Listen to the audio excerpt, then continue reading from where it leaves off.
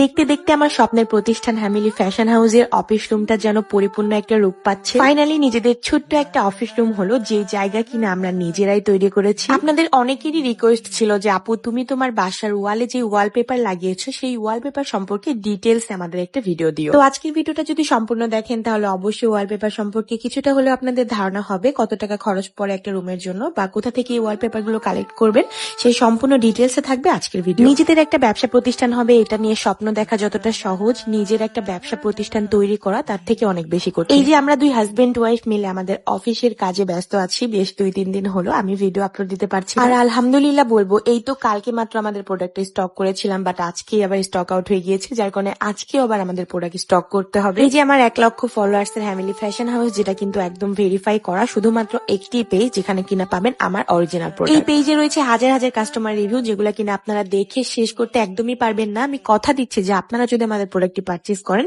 অবশ্যই আপনারা নিজেরাও একটা রিভিউ দিতে বাধ্য হবে। ফ্যামিলি ফ্যাশন হাউসের এই রিভিউগুলোর মধ্যে রয়েছে চুল পড়া বন্ধ করেছে, চুল লম্বা করেছে, চুল স্ট্রেট করেছে, চুল উকুনমুক্ত করেছে, চুল রুক্ষ খুশকতা থেকে চুল অনেক সিল্কি করেছে, এত এত সুন্দর সুন্দর রিভিউ। তো গাইজ আজকে কিন্তু টাটকা টাটকা মাল স্টক করা হবে। তোমরা যারা আমাদের হেয়ার প্রোডাক্টটি পারচেজ করতে চাও অবশ্যই আমাদের ইনবক্স করবা, এন্ড ইনবক্সে এসে তোমাদের অ্যাড্রেস দিলে কিন্তু অর্ডারটি কনফার্ম হয়ে যাবে। আর তোমাদের সুবিধার্থে আমি কিন্তু ক্যাপশনে পেজটি মেনশন করে রাখবো এন্ড কমেন্ট বক্সে হোয়াটসঅ্যাপ নাম্বার দিয়ে রাখবো। আচ্ছা, এখন আসি এই ওয়ালপেপার গুলো নিয়ে। আমি বেশ কয়েকদিন ধরে প্ল্যান করছিলাম যে আমি আমার অফিস রুমটাকে ওয়ালপেপার দিয়ে ডেকোরেশন করব, বিকজ আমি আমার পুরো বাসাটাকে কিন্তু ওয়ালপেপার দিয়ে সেট করে নিয়েছি।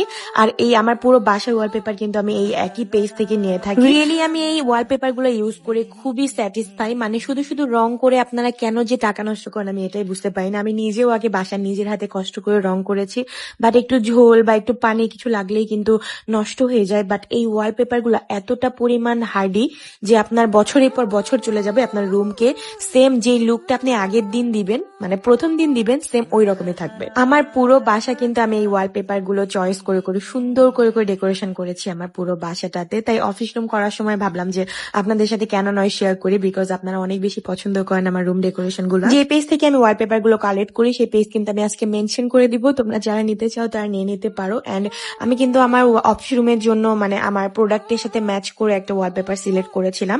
এন্ড ব্যাক সাইড যেটা মানে আমরা যেখানে বসবো আমাদের অফিস টেবিলের ব্যাক সাইডে, সেখানে আমরা একটা অফিস ওয়ালপেপার সেট করেছিলাম। এই যে দেখতে পাচ্ছ আমার হ্যামিলি ফ্যাশন হাউসের লোগোর ব্যাক সাইডে যেটা, সেটাতে আমি এই ওয়ালপেপারটা সেট করব, তাহলে একটু অফিস অফিস ভাইবস দিবে। তো এই তো বসে বসে নিজের ছোট্ট ছোট্ট স্বপ্নগুলোকে পূরণ হওয়া দেখছিলাম, নিজের অফিস রুমটাকে শান্তিতে চোখ ভরে দেখছিলাম। তো আমার অফিস রুমের ডেকোরেশন কিন্তু এখনো ফুলফিল কমপ্লিট হয় নাই।